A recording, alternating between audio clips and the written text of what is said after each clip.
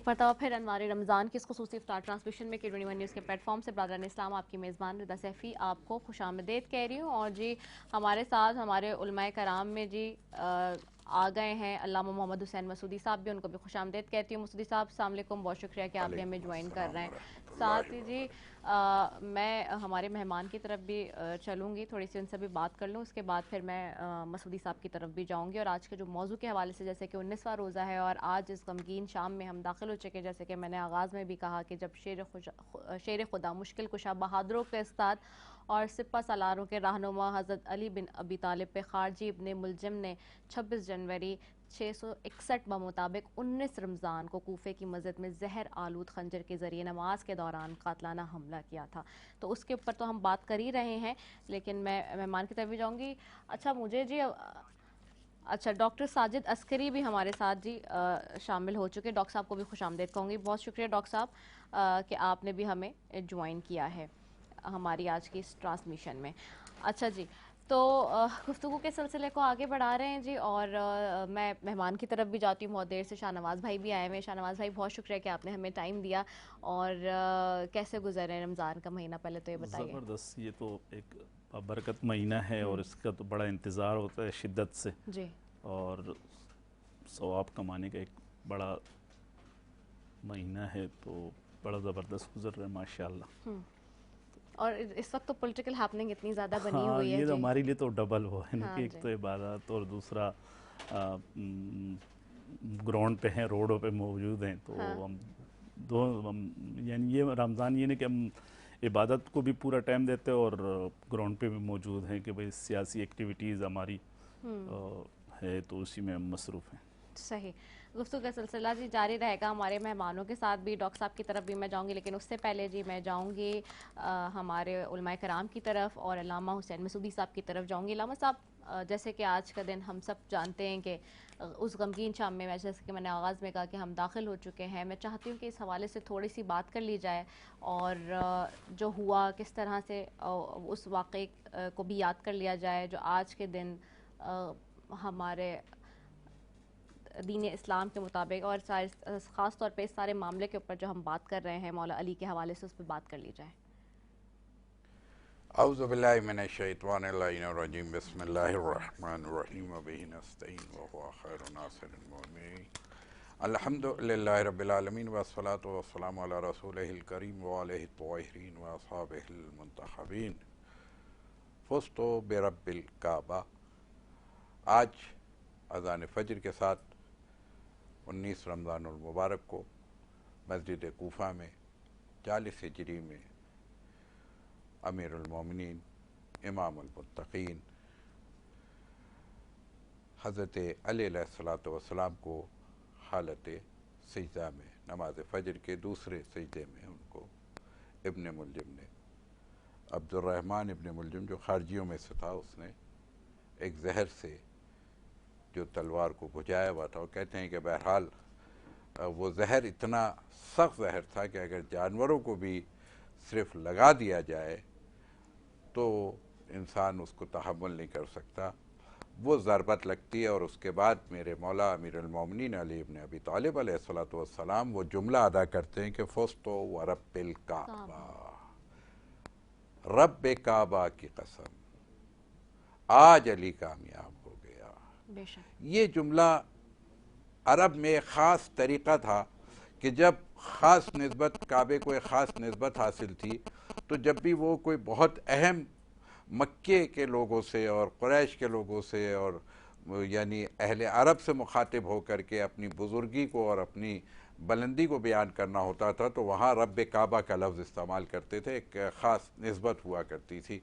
तो बहरहाल मैं तो कहूँगा कि शायद हज़रत अली ने इसलिए रब्बे काबा का लफ्ज़ इस्तेमाल किया हो कि कसीरा मायसर नशुद ई सआदत बेकाबा विलादत बे मस्जिद शहादत, कि ये वो ज़ात है कि जिसका आना जो है वो काबतुल्लाह है और जिसका जाना जो है वो क्या है, अल्लाह का घर है, यानी बैतुल्लाह है, मस्जिद है।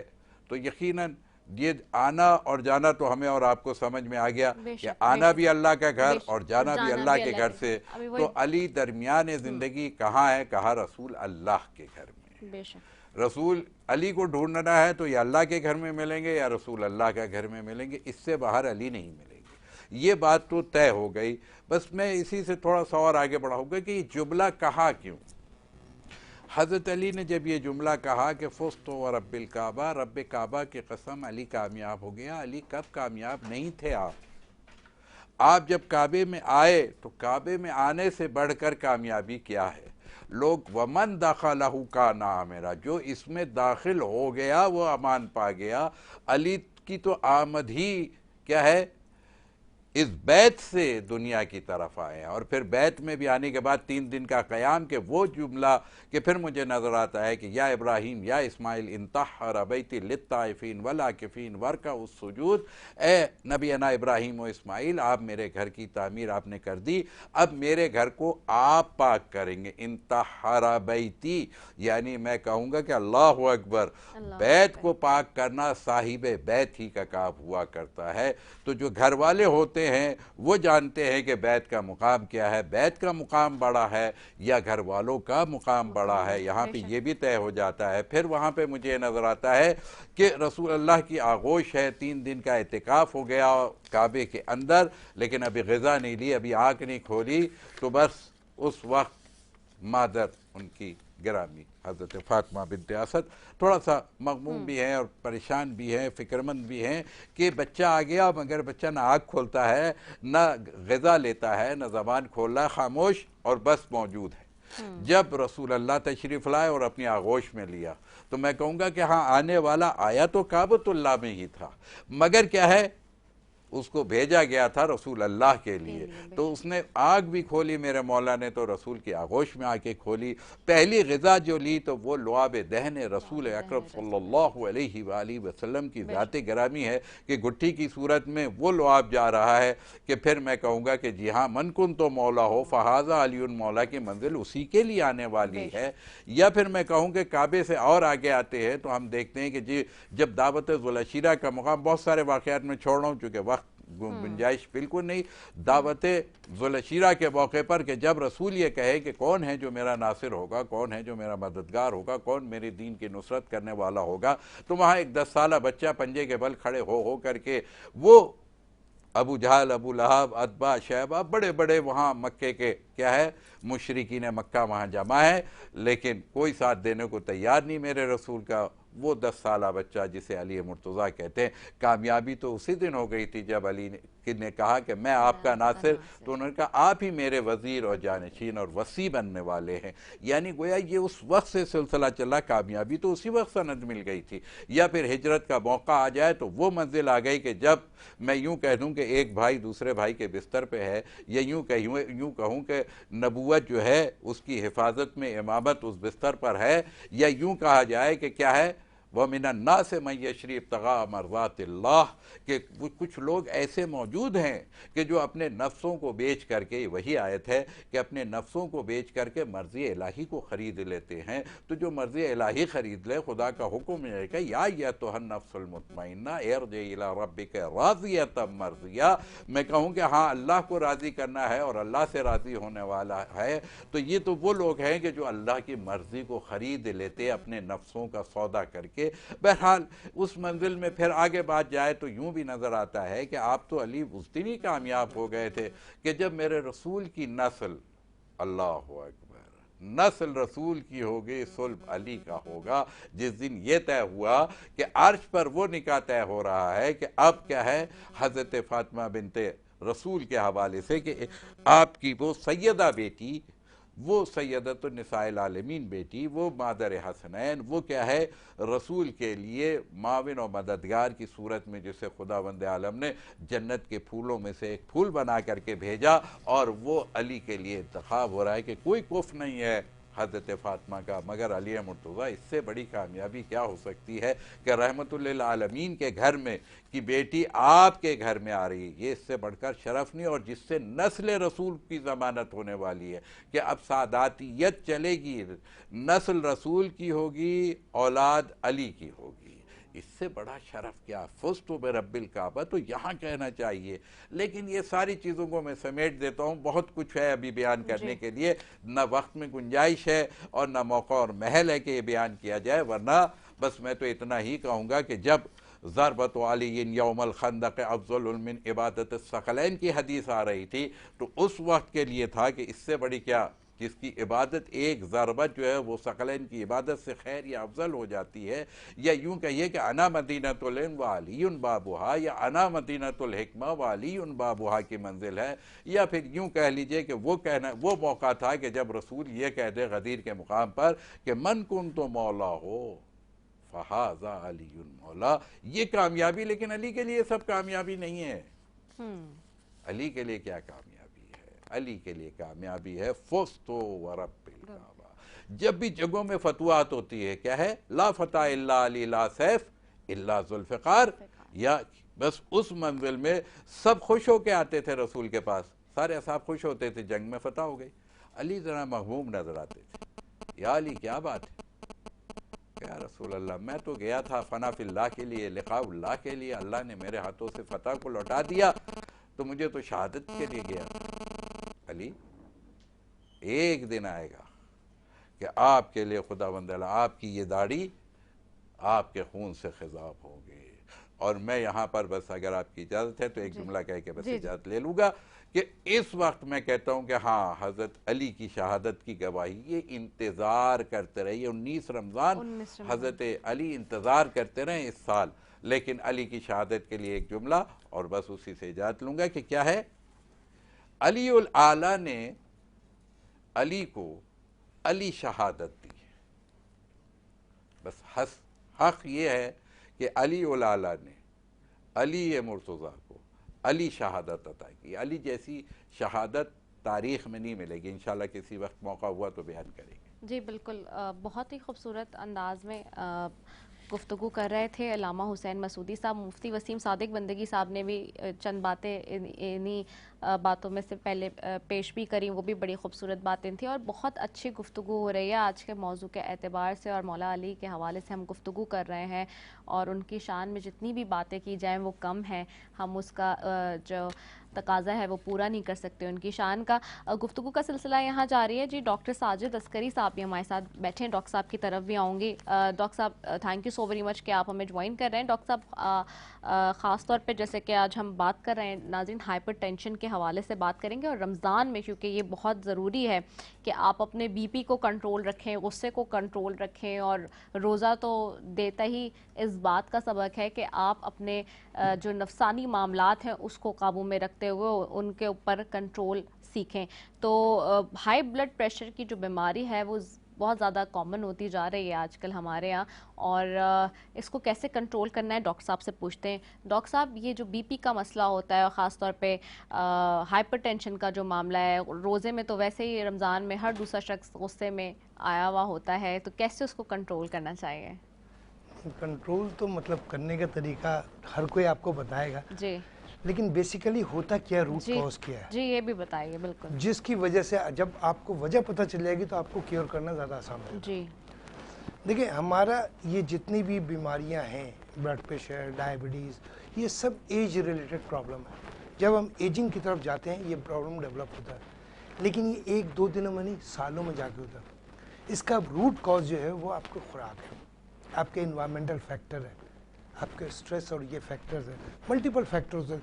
इन्वायरमेंटल फैक्टर में आपके पोल्यूशन, ये सारी चीज़ें आ जाती हैं, आपकी खुराक आ जाती है, आपके स्ट्रेस लेवल आता है ब्रेन, ये सारी चीज़ें हैं। अगर आप अपनी खुराक को अच्छी रखें, अपने खाने पीने को रखें, मेंटली बिलीव इंसान का जो इधर से चालू करें स्ट्रेस, दुनिया अमेरिका में जो रिसर्च हुई है उसमें बोल CDC एक इदारा बहुत बड़ा जो रिसर्च जी जी बिल्कुल, इसमें कहते हैं कि 90% of disease is related to the anxiety and stress. आप स्ट्रेस लेवल, हम मुसलमान हैं, हमारे साथ बहुत बड़ा एडवांटेज है। अगर हम ईमान पर अपनी पुख्तगी रखें ना तो कुछ नहीं होगा। हमारी दगमगाता हमारा ईमान, ऐसा हो जाएगा, ऐसा हो जाएगा, क्यों हो जाएगा? अल्लाह पर तवक्कल करो। इंसान जब इंसान अल्लाह पर तवक्कल करने लगे, यकीन की कैफियत में आ जाए, उसको कुछ नहीं होता। स्ट्रेस कंटिन्यूस एक प्रोसेस है जो आप फेस कर रहे हैं, गीबत कुरान, आपका कुरान क्या कहता है? गीबत, हसद, किसी वो ना करो। हम क्या है, वो ऐसा क्यों हो गया, उसके पास पैसा क्यों आ गया, वो अल्लाह की देने में, चाहे वो जायज़ नाजायज़ जो भी लिया उसके क्या, तुम अपनी सोचो, अपनी ईमान को पुख्ता करो। जब स्ट्रेस रिलीज होगा, मैं नहीं समझता हूँ कि आदमी। Number 2, diet. राइट। डाइट हमारी जो है बहुत ख़तरनाक है। लोगों को ये शायद पता नहीं है कि दुनिया बड़ी तेज़ी में तरक्की कर रही है, रिसर्च बहुत ज़्यादा हो रहा है जी। हमारे यहाँ। 2 चीज़ें बड़ी, एक तेल का इस्तेमाल बहुत ज़्यादा है। पहले ज़माने में कहते थे हम कि कोलेस्ट्रॉल, घी वगैरह ये वो। अब लोगों ने ये एक बड़ी लंबी कहानी होती है, मैं शॉर्टकट में जाता हूँ कि तेल भी एक बहुत बड़ा कल्प्रिट है। आप खाना पकाते हैं हमारे यहाँ जो, जी। वो पकाया जाता है तेल में। जी। आप अगर पानी में पकाएं, देखिए पानी का टेम्परेचर 100 से ऊपर नहीं जाता, 100 का भाप बन के उड़ जाता है। लेकिन जब आप तेल में पकाते हैं तो 200 से 300 डिग्री टेम्परेचर पर ये जितनी ग़िज़ाइयत है वो ख़त्म होकर ख़तरनाक टॉक्सिन बन जाते हैं। दीज ऑल टॉक्सिन्स, ये सारे टॉक्सिन आपके ब्लड प्रेशर, डायबिटीज़, ये एक मेन कल्प्रिट बनते हैं। तो खुराक बनाने का तरीका, खाने का तरीका, टाइमिंग, ये बड़ा रोल प्ले करती है। आप सलाद का इस्तेमाल करें खाने पीने में, बॉईल करके पानी खाएं, ऊपर से ऑलिव ऑयल डाल लें, मक्खन खाएं, घी खाएं, मैं नहीं मना कर दूँ, लेकिन जो तेल में पकता है ये मेन कल्प्रिट है। दूसरी चीज़ फ्रैक्टोज, जो बोतल वगैरह आप पीते हैं, ये चीनी, ये चीज़ों से थोड़ा अवॉइड करें। कम्प्लेक्स कार्बोहाइड्रेट आप लें। चीनी तो वैसे ही जहर है, बिल्कुल स्लो Naturally, पॉइजन है। बट इवन तेल भी इसी तरह का है। जी बिल्कुल ऐसे है। लोगों को रॉ चीनी तो वैसे ही स्लो पॉइजन है, बिल्कुल आप ठीक कह रहे हैं डॉक्टर साहब। अच्छा डॉक्टर साहब ये बता दें क्विकली हमें थोड़ा सा कि इसकी जो डायग्नोसिस और मैनेजमेंट है किस तरह से वो होनी चाहिए, क्योंकि अक्सर लोगों को पता ही नहीं चलता और उनको हाइपरटेंशन का प्रॉब्लम होता है। देखिए हाइपरटेंशन का प्रॉब्लम सिंपल तरीका है, जी। ब्लड प्रेशर चेक करना, इजीएस्ट वे। जी। हमारे पास पहली मरतबा आता है मरीज, अगर नीचे का 100 और 160 भी है, हम दवा नहीं देते। That's probably due to anxiety और स्ट्रेस होता है। जी। 3 कंसेक्यूटिव डेज पे हम मुसलसल लेते हैं जी। और देखते हैं कि अगर उससे बढ़ा हुआ है तो फिर हमारा ट्रीटमेंट ऑफ लाइन शुरू होता है। डाइट में रिस्ट्रिक्शंस वगैरह करते हैं, ठीक। नमक हो गया, चिकनाई हो गई, कोलेस्ट्रॉल वगैरह की कहानी, ये सारी चीज़ें करते हैं। और उसके साथ एक माइल्ड किस्म का एंग्जाइटोलाइटिक दवाई कोई माइल्ड से देते हैं। अगर उससे सही हो जाता है तो सही है, नहीं होता तो फिर हम दूसरी दवाओं के पर, मुख्तलिफ ग्रुप ऑफ ड्रग है उस पर हम जाते हैं। सही। अच्छा अब ये भी बताइएगा कि मेडिसिन इसके लिए क्या होनी चाहिए और उसके साइड इफ़ेक्ट्स वगैरह तो कोई नहीं होते, क्या है? देखिए मैं हर मेडिसिन के, एलोपैथिक एक ऐसी चीज़ है जिसमें हर में कुछ ना कुछ साइड इफेक्ट ज़रूर मिलेगा। अच्छा। कोई ऐसी दवा नहीं है जी। जिसके के साइड इफेक्ट ना हो। ओके। ये गलतफहमी है लोगों की। सही। ये आप लॉन्ग टर्म इस्तेमाल करने के लिए मैं बोलता हूँ कि अगर आप न्यूट्रिशनल को आप मेंटेन करें तो बहुत सारी चीज़ों से आप कंट्रोल कर सकते हैं, समझे। मिसाल के तौर पर लहसुन वगैरह होता है, ये आपके कोलेस्ट्रॉल को कम करता है। होता क्यों? होता ये कि खून की नाली जो होती है उसके अंदर कोलेस्ट्रॉल और कैल्शियम डिपॉजिट होता है, और उसके अंदर से रबड़ की तरह इलास्टिसिटी होती है हमारी खून की नाली। जी। वो इलास्टिसिटी आहिस्ते आहिस्ते ख़त्म होती है, जैसे ख़त्म होती है वो आहिस्ते ब्लड प्रेशर बढ़ना शुरू होता है। ठीक है, ये एक मेन रूट कॉज है। तो हम ऐसी खुराक ना लें। लोग उम्मन आजकल आपने देखा होगा हर कोई कैल्शियम कैल्शियम ले रहा है। कैल्शियम भी वन ऑफ द कल्प्रिट है जो खून की नाली के अंदर डिपॉजिट होता है और खून की नाली को पतला करता है और उसकी इलास्टिसिटी को ख़त्म करता है। कैल्शियम जब भी लेना चाहिए एक फॉर्मुलेशन के साथ लेना चाहिए। मिसाल के तौर पर विटामिन डी है, विटामिन के है, मैग्नीशियम है, एक प्रॉपर कम्बिनेशन से लीजिए। विटामिन डी और कैल्शियम ले रहे हैं, मैं उसकी मिसाल इस तरह लोगों को देता हूँ कि यार आपको जाना, मैं यहाँ पर बैठा हूँ, मुझे स्टील मिल जाना है, मुझे जगह नहीं पता है, मुझे किसी ने ले आकर के ड्रिग रोड पर छोड़ दिया, अब मैं क्या करूँगा? भटकता ही रहूँगा ना। इसी तरीके से कैल्शियम और विटामिन डी खून में तो चले जाता है लेकिन उसको टारगेट ऑर्गन में जाना चाहिए, मिसाल का हड्डी, मसल, ब्रेन, वहाँ पहुँच नहीं सकता। तो उसके लिए कैरियर जो होता है वो विटामिन के होता है, मैग्नीशियम होता है, बोरोन होता है, ये सब चीज़ें होती हैं। तो प्रॉपर कम्बिनेशन के साथ अगर कोई सप्लीमेंट लिया जाए तो अच्छा। और बेस्ट तरीका तो ये है कि यार खुराक लो। ठीक है, खुराक बहुत अच्छी होनी चाहिए, बेस्ट तरीका ये। Thank you so very much doctor साहब, डॉक्टर साजिद। स्ट्रेस के हवाले से एक बात और जी, इनकी बात से मेरे जहन में आ गई जी, कि अगर किसी की उम्र ज़्यादा हो और जवान नज़र आए तो समझ लेना उसके घर में स्ट्रेस नहीं है। सही है। अच्छी बात की बात ही। अच्छा, बहुत शुक्रिया डॉक्टर साजिद अस्करी साहब, आप हमारे साथ यहाँ बंधे हुए थे जी। एक वक्फे की तरफ जा रहे हैं, छोटे से वक्फे के बाद वापस आ रहे हैं। अस्सलाम वालेकुम व रहमतुल्लाहि व बरकातुहू।